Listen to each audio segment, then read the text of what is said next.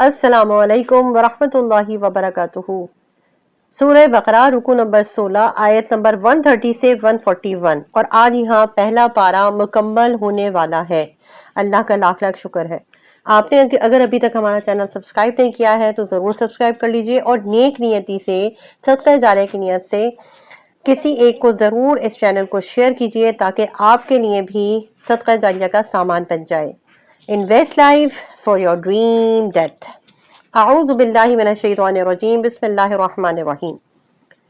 وَمَن يَرْغَبُ عَن مِلَّةِ إِبْرَاهِيمَ إِلَّا مَن سَفِهَ، یہ آیت کی ابتدا ہے اور اس میں بتایا کیا جا رہا ہے، اس پوائنٹ کو پہلے نوٹ کر لیجئے کہ ملت ابراہیمی کی روشنی میں بنی اسرائیل اور مسلمانوں کا موازنہ کیا گیا ہے۔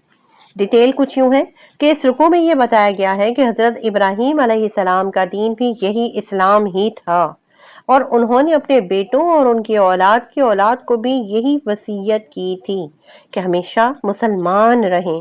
اس لیے یہودیوں یا نصرانیوں کا یہ کہلانا بے اصل ہے کہ یہودیت یا نصرانیت اختیار کر لو تب ہدایت کی راہ پاؤ گے، کیونکہ حضرت ابراہیم علیہ السلام مشرکین میں سے نہ تھے اور نہ وہ یہودیت یا نصرانیت کی گروہ بندیوں میں سے تھے۔ یہ تو سب بات کی پیداوار ہے اور حضرت ابراہیم علیہ السلام کی ملت میں تمام انبیاء پر بلا تفریق ایمان لانا ضروری ہے۔ لہٰذا ملت ابراہیمی کی یکسو ہو کر اتباع کرنا ہدایت ہے اور ملت ابراہیمی کی اتباع اس وقت یہ رسول صلی اللہ علیہ وسلم اور یہ مومنین ہی کر رہے ہیں۔ لہذا جو ملت ابراہیمی سے اعراض کرتا ہے اس کی عقل ماری گئی ہے، یعنی اس کی عقل ختم ہو گئی ہے، زائل ہو رہی ہے۔ اس بنا پر اہل کتاب راہ ہدایت پر اس وقت سمجھے جائیں گے جب رسول اللہ صلی اللہ علیہ وسلم اور آپ صلی اللہ علیہ وسلم کے صحابہ رضوان اللہ علیہم اجمعین کی طرح ایمان لے آئیں اور انہیں ہدایت کی گئی کہ وہ یہودیت اور عیسائیت کو چھوڑ کر اللہ کا رنگ اختیار کر لیں۔ سبحان اللہ، کیونکہ سارے رنگوں میں اچھا رنگ اللہ کی محبت کا رنگ ہے۔ اللہ ہمیں اپنے محبت کا رنگ عطا فرمائے۔ اللہ تبارک و تعالیٰ سے دعا ہے کہ اللہ تبارک و تعالیٰ اس پہلے پارے کے مکمل خلاصے کو اپنی بارگاہ میں قبول فرمائے اور ہمارے لیے مکمل قرآن کریم کا رکوع بائی رکوع خلاصہ کرنے کی سعادت کو آسان ترین بنا دے۔ اس کاوش میں ہمارا جس نے ساتھ دیا اور کتابوں کے لیے آسانی کے لیے جس نے ساتھ دیا، جنہوں نے ہمارے لیے دعائی کی اور اسپیشلی ہمارے تمام اساتذہ کرام، اللہ تبارک و تعالیٰ ان سب کو اپنی خاص عافیت عطا فرمائے۔ اور یا اللہ تجھ سے دعا ہے کہ قرآن کریم کے خدمتگاروں میں ہمارا نام قبول اور منظور فرما۔